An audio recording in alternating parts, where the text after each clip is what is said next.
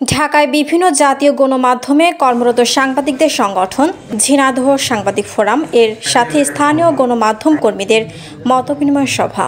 সুলতান আল এনামের তথ্যচিত্রে বিস্তারিত।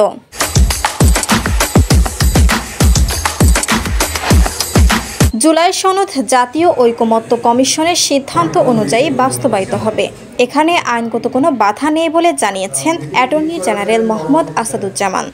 শুক্রবার সকালে ঝিনাইদহ শহরের জোহান ড্রিম ভ্যালি পার্কে সাংবাদিকদের সাথে মতবিনিময় সভায় প্রধান অতিথির বক্তৃতায় কথা বলেন। ঝিনাইদহ প্রেস ক্লাবের সভাপতি আসিফ কাজলের সভাপতিত্বে অনুষ্ঠানে অন্যান্যের মধ্যে বক্তব্য রাখেন ঝিনাইদহ জেলা বিএনপির সভাপতি অ্যাডভোকেট এম এ মজিদ, ঢাকাস্থ সাংবাদিক ফোরামের সভাপতি মেহেদী হাসান পলাশ, সাধারণ সম্পাদক শাহনাজ বেগম পলি, ঝিনাইদহ প্রেস ক্লাবের সাধারণ সম্পাদক আমিনুল ইসলাম লিটন, সিনিয়র সাংবাদিক বিমল সাহা, ঝিনাইদহ প্রেস ক্লাবের সাবেক সভাপতি এম সাইফুল মাবুদ, এম রায়হান, মাহমুদ হাসান টিপু, আজাদ রহমান, ঝিনাইদহ টেলিভিশন ফোরামের শিবলুজামান, ঝিনাইদহ রিপোর্টার্স ইউনিটের সভাপতি এম এ কবির, মাল্টিমিডিয়া সাংবাদিক ফোরামের এম রাসেল, মহেশপুর উপজেলা প্রেস ক্লাবের সোরার হোসেন, আব্দুর রহমান, কোটচাঁদপুরের খন্দকার আবদুল্লাহ বাশার ও বাসস প্রতিনিধি শাহনাজ নবীন প্রমুখ। অ্যাটর্নি জেনারেল আরও বলেন, আওয়ামী লীগের শাসন আমলে প্রশাসনের যারা বড় ধরনের অপরাধের সাথে জড়িত ছিলেন, সরকার তাদের অপরাধ বিবেচনায় সিদ্ধান্ত নেবেন।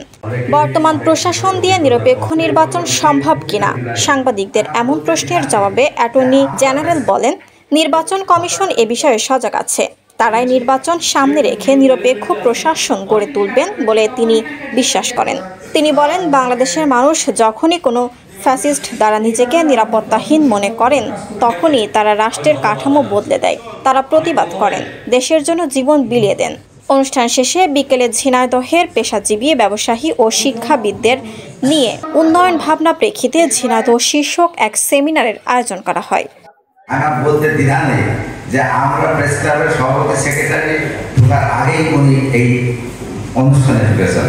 প্রথমে আমি ঝিনাইদহ প্রেস ক্লাবের পক্ষ থেকে এবং সারা জেলার সাংবাদিক কমিউনিটির পক্ষ থেকে মাননীয় অ্যাটর্নি জেনারেলকে ধন্যবাদ জানাচ্ছি এবং অভিনন্দন জানাচ্ছি। আমরা ঝিনাইদহ প্রেস ক্লাব আজকের এই অনুষ্ঠান শুধুমাত্র আয়োজন করা হয়েছে ঢাকাস্থ যে ঢাকা সাংবাদিক ফোরাম, তারা আমাদের এখানে অতিথি হয়ে আসছেন এবং ওনারা ঢুকে পড়েছেন। সাংবাদিকরা মিডিয়া হাউসে কী ধরনের সমস্যার সৃষ্টি হয় সেইগুলো এখানে তারা ব্যক্ত করবেন।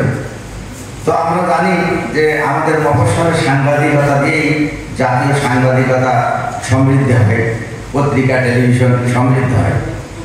তো তারপরেও আমরা অবহেলিত, যাক সে কথা আমরা পরে সবাইকে এক এক করে শুনবো। আমি এই সভা অনুষ্ঠানের উদ্বোধন ঘোষণা করছি এবং সভা পরিচালনার জন্য আমাদের ঝিনাইদহ প্রেস ক্লাবের আমাদের ঢাকাস্থ সাংবাদিক ফোরামের নেতা জাহিদ হোসেন বিপ্লব, প্রেস ক্লাবের সাধারণ সম্পাদক আমিনুল ইসলাম লিটন এবং ভাইস সহসভাপতি আসিফুল মাগনকে যৌথভাবে অনুষ্ঠান পরিচালনার জন্য দায়িত্ব দিচ্ছি।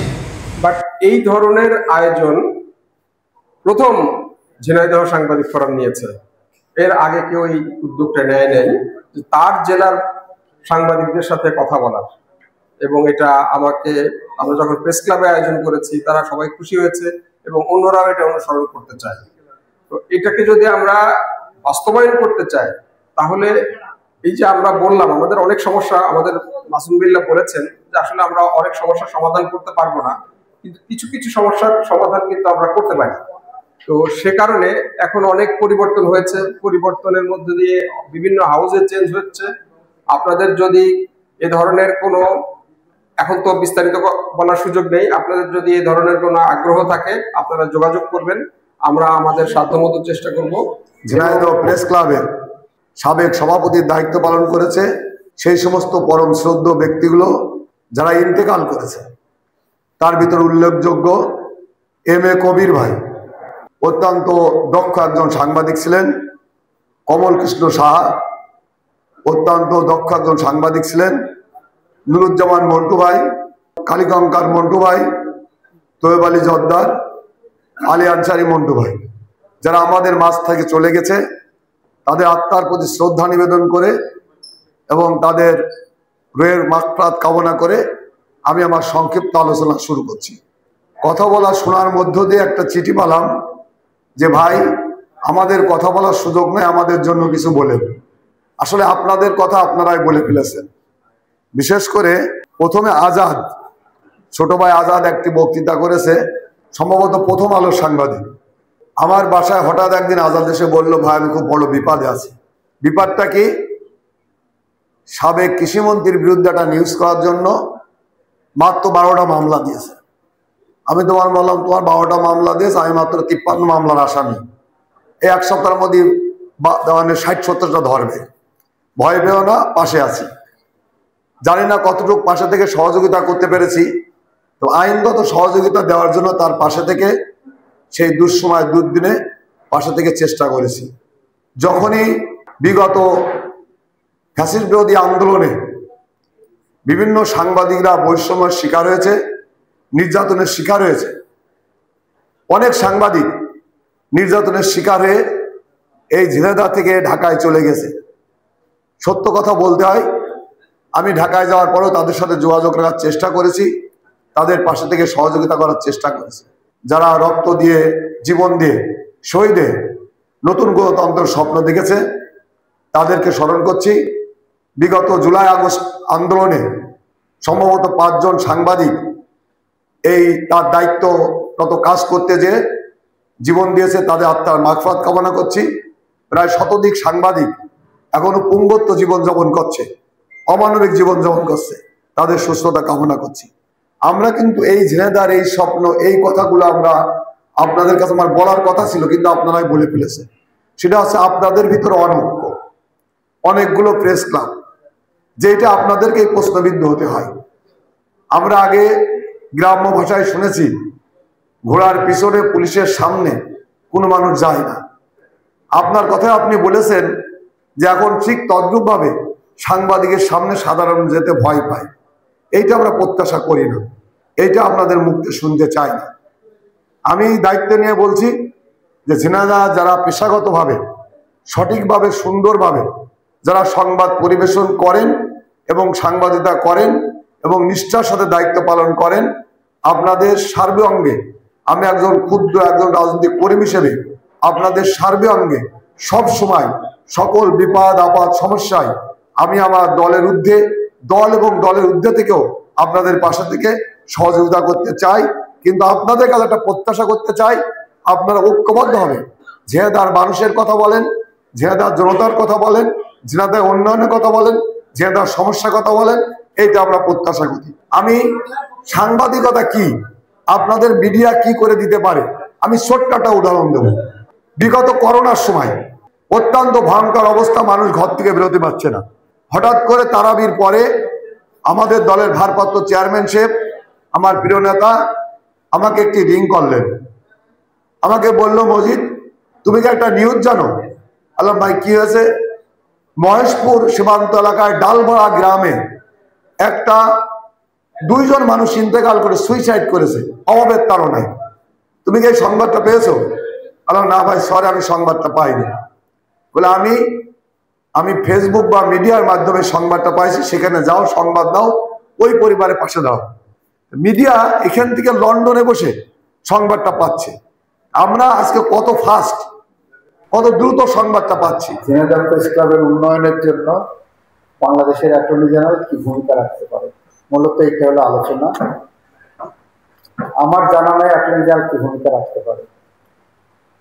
আপনারা নিশ্চয়ই এমন কিছু জানেন যে অ্যাটর্নি জেনারেল আপনাদের জন্য কি করতে পারে, কতটুকু করতে পারে। আমাকে সেই পথ দেখাবেন, সেই পথ দিয়ে আমি হাঁটবো। আপনাদের সাথে শেষ পর্যন্ত আমি হেঁটে যাব সেই পথ ধরে। সেখানে যদি press club, Jhenaidah press club তার কোনো অর্জন করতে পারে কিছু, তার জন্য আমি নিজেকে ধন্যবাদ জানাবো। আরেকটি বিষয়, আপনারা সাংবাদিক যারা আছেন, আশা করব ভবিষ্যতে কোনো প্রোগ্রামে টাইম দিলে টাইমের আগে একটু থাকার চেষ্টা করবেন। 9:30টায় টাইম দিয়েছেন, আমি 9:25-এ ঢুকে দেখি অনেকেই নেই। একমাত্র জাহিদ ভাই আছে, কাজল ভাই আছে। ঢাকার টিম চলে এসেছেন, আমাদের পলাশ ভাই, ঝিনেদার সবাই সূর্য সন্তান যারা ঢাকাতে বসে সাংবাদিক জগতে প্রত্যেকেই এক একজন দিকপাল হয়ে উঠেছে এবং ঢাকাতে এই ধরনের একটি সমিতি তারা গঠন করেছেন, অ্যাসোসিয়েশন গঠন করেছেন, এটা জানতে পেরে আমি নিজে ব্যক্তিগতভাবে খুব খুশি হয়েছি। সব জেলার এরকম অ্যাসোসিয়েশন থাকে, ঝিনেদা জেলার ছিল না। ঝিনেদা জেলার সামনে ঝিনেদা জেলা যে অ্যাসোসিয়েশন করেছেন সেই অ্যাসোসিয়েশনে একজন শুভাকাঙ্ক্ষী হিসাবে তাদের ইফতার পার্টিতে আমি থাকতে পেরে খুশি হয়েছিলাম। আজকের আলোচনায় আমার মূল কথা হলো ঝিনাইদহ প্রেস ক্লাব, ঝিনাইদহ সাংবাদিক সমিতি, এদের ওনাদের যে কোনো কাজে যখন যেভাবে আমাকে প্রত্যাশা করবেন ঠিক আজকের মতো ওনারা আসুক না আসুক আমি আগে পৌঁছে যাবো। তারা পিছনে পড়ে গেল, আমি ঠিক সময় মতো অপেক্ষা করে করে আমার কথা বলে আমি চলে যাব। এই কথা বলে আমি আমার কথা শেষ করেছি। সবাইকে ধন্যবাদ।